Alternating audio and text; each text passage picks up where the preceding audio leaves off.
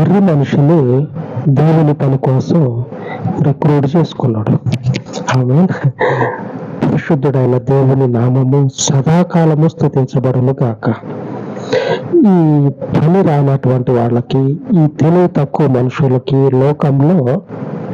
లోకంలో మన ఇంటి పక్కన ఉండేటువంటి చెట్లకైనా పిచ్చి మొక్కలు ఉంటాయిగా, బియ్యం కడిగి నీళ్ళు పోయి అప్పుడప్పుడు పోస్తారు.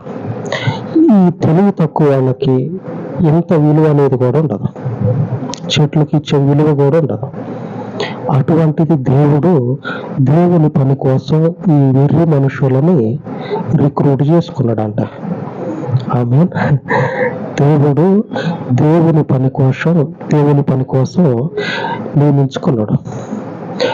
దేవునికి స్తోత్రం కలుగును గాక. బలవంతుడైనటువంటి దేవుడు ఆయన.